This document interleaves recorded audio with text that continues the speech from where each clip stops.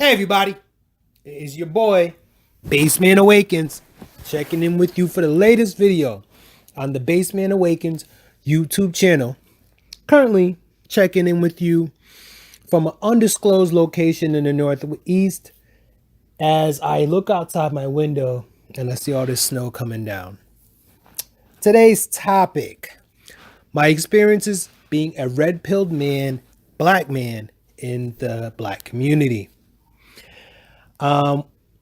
What inspired me to do this video is basically all the hoopla that's been going on with the R. Kelly situation, and then also the government shutdown and Trump and all this other stuff. And me just being able to see through all this and say, hey, it's not real.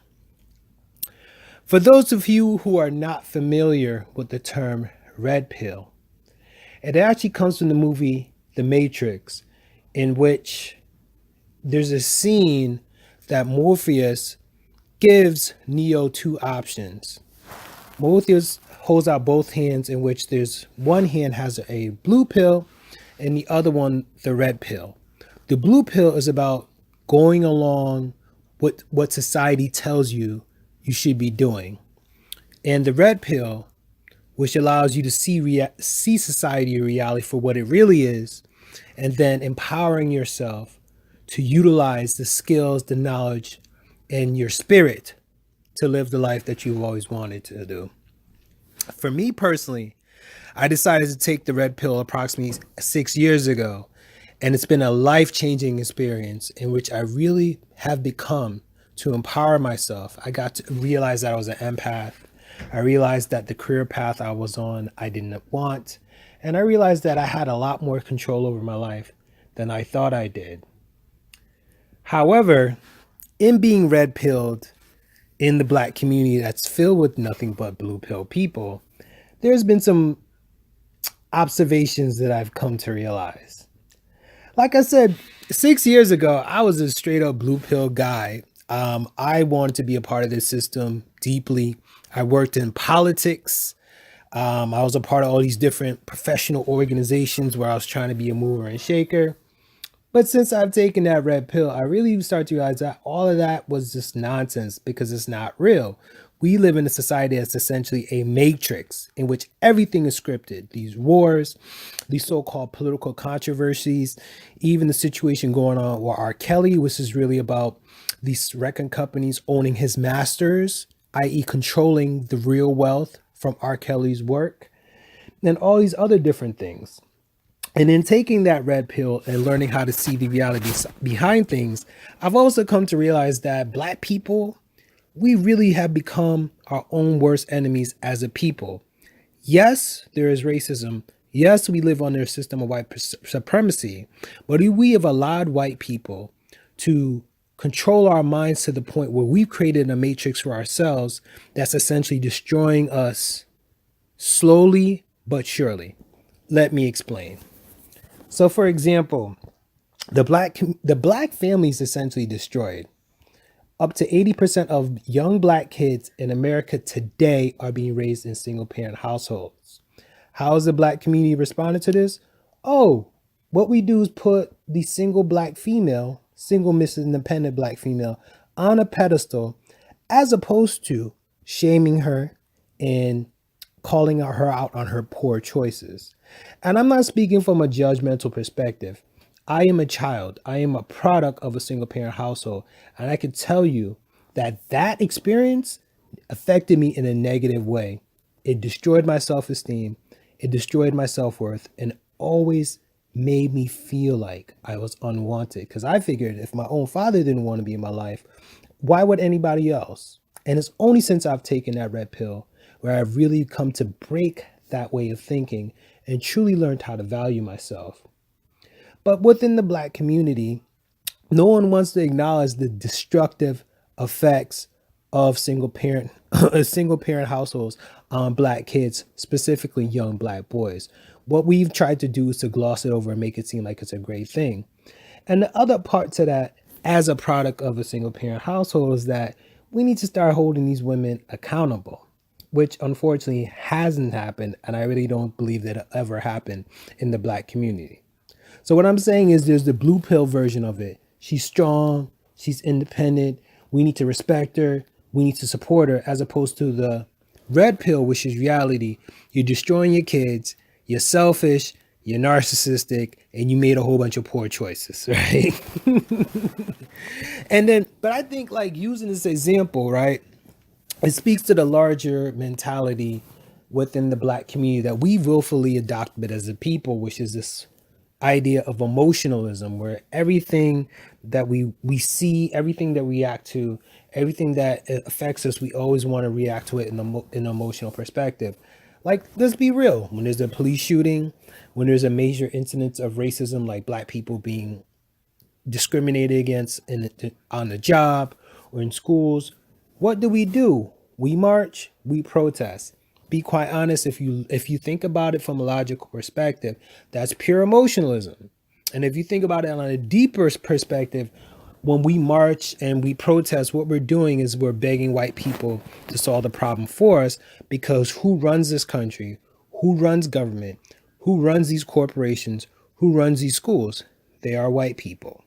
And even if there's a black person that's trotted out, he or she ultimately reports to a white person that's above them.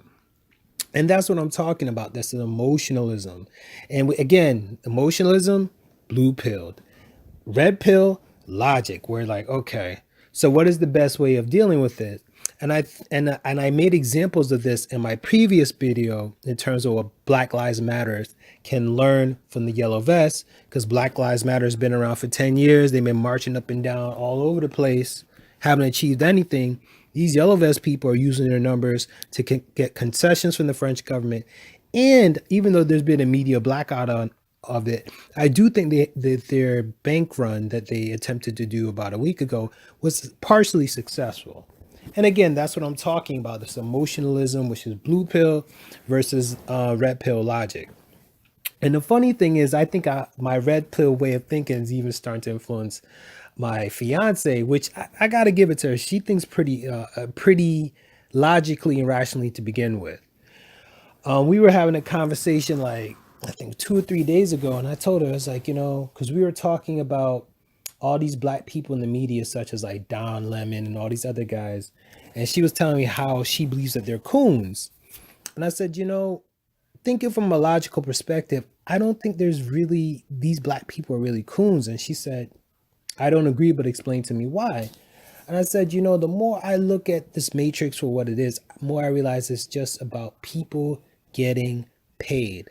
And I honestly believe these so-called coons who think differently from most black people, that's why they're coons, because they take a different perspective. They just take this different perspective because it's easier to get to the front of the line of getting paid. So for example, these Black Lives Matter, these social activists, these Democrats, these liberals, that's where 95% of black people are. So it's hard to get recognized. It's hard to get the influence, which means it's harder for you to get paid. Now, if you take the other side of things, where you're saying things that white people want to hear, trust me, it's easier for you to get paid. And that's what I think. That's the reason why I'm like, I really don't think that these people that we call coons are really coons. They're just opportunists.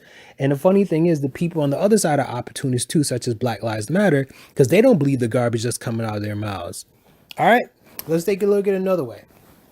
Somebody like Rush Limbaugh, who is a white supremacist. And I would argue that he believes in white supremacy more than the average white person, because he's rich, which means he's been benefiting from the system as opposed to the white guy in the trailer park. However, when you hear some of the statements that he makes, I got to ask myself, does this man really believe this stuff? And honestly, I don't believe that he does. I think what he's doing is just appealing to his base. Just like a politician who comes out and says things like, we're going to give everybody free health care. We're going to do this for free or that for free. They're just appealing to their base, but they really don't believe that. But the problem is that the people at the lower levels believe it. And that's how we get riled up emotionally, and we're at each other's throats. And when you take a look at the black community, that's what it's all filled. That's what the black community thrives off of, which is emotionalism. And ever since I've taken that red pill, man, it's like I've had to separate myself from almost everything I see around me. I've like had to cut family members out of my life because I saw them for who they were. I had to cut out friends, so-called friends out of my life because I saw that they were actually leeching off of me. Or they were keeping me as their emotional crutch. And in taking this red pill, man, I really come to really put myself first, which is something that a man should always do. But since I did not have my father in my life, my mother trained me to look at the world from a blue pill perspective and operate as a blue pill man. And that, I think that is the real importance of having the red pill in the black community, because without the red pill, black boys won't know how to become men. And what we're training these kids to be is a part of the ongoing problem where they just are just going to be cogs in this machine, as opposed to being learning what the system is, learning where in their matrix, and then training themselves on how to become a leader, which is something I've only started to do as a man in my 30s. But you know what? I don't blame anyone else for it, because I'm thankful for the opportunity that I've received in terms of taking this red pill, seeing my life for what it is, and in my separation from the black community in terms of how I think, is just because I see the madness that's going on in front of me in terms of these social causes that really don't serve a purpose. When we as a people, we're 50 million strong in this country. We generate over $1 trillion of wealth, $1 trillion worth of wealth for ourselves, which means we're probably generating 10 or $20 trillion worth of wealth for white people, but yet we're powerless. And I think it speaks to the blue pill way of thinking. And that's the reason I'm out here putting out these videos. That's the reason why I'm out here promoting Neely Fuller in terms of having a codified response to everything. That's the reason why I'm out here promoting Alan Watt in terms of his research and documentation of what the Matrix is, because the red pill way of thinking, the red pill way of doing things is the only way that's really worth living. Guys, I'm going to keep this video short. Just want to share my experiences as a black man, a red pill black man operating within Black America. Like, share, and subscribe, and be on the lookout for the next video on The Baseman Awakens.